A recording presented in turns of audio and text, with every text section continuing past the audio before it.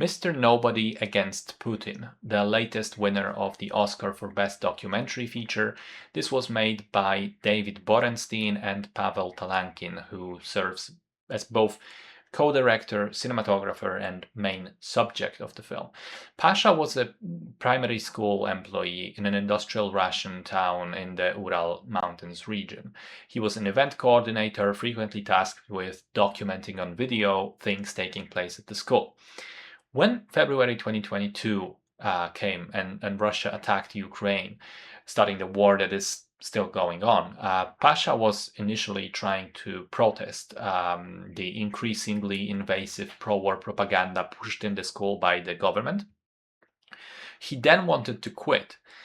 And then finally he decided to stay, to keep documenting, and afterwards to escape and smuggle the footage out of the country to show everyone the extent of what's going on.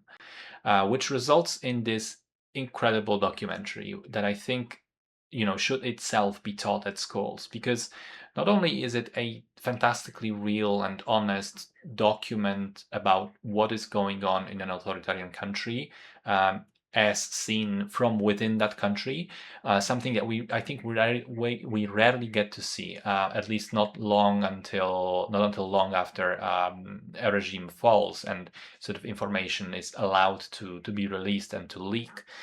But in the more universal sense, it shows you the horrifying mechanisms of propaganda, of how the totalitarian state enforces its will on the most average of its people, how it indoctrinates young children from a very young age. It also shows how most of the citizens of such countries are normal people, like you and I. Hell, even a significant number of soldiers who end up killing and dying in Ukraine are drafted, and they don't really have a say in it. They don't have an inherent hate for people of other nations. They don't have personal interest in killing them. They could have been productive and happy, but that is sort of taken away from them.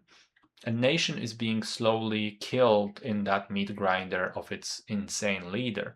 Pasha is fantastically brave to have done what he's done with making the movie and smuggling it out, all his little acts of protest in between.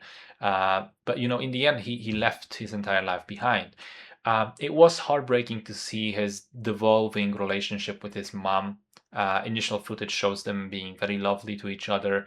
Later on, she clearly disapproves of his views and actions, and she tries to distance herself from him. It was also crazy to see the teacher named Pavel Abdulmanov, he's really bought into the propaganda. He represents the leading party machine, and he keeps spewing the bullshit to the students. But it's crazy because the guy fucking looks like a cartoon villain. I mean, if this was a dramatized movie, you would laugh at the casting, because he's the worst person in the film, aside from Putin, obviously, and he looks the part. He looks like a ghoul.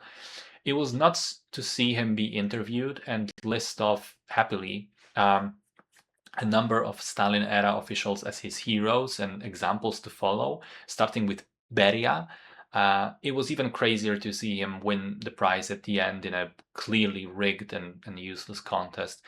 I thought this was excellent, really depressing, but I think very important and needed.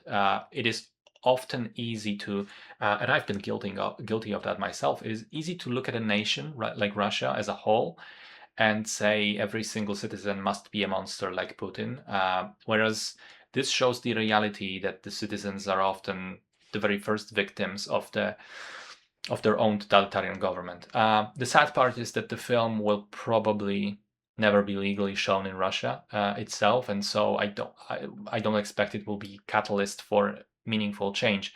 But even in the West, it should be mandatory viewing.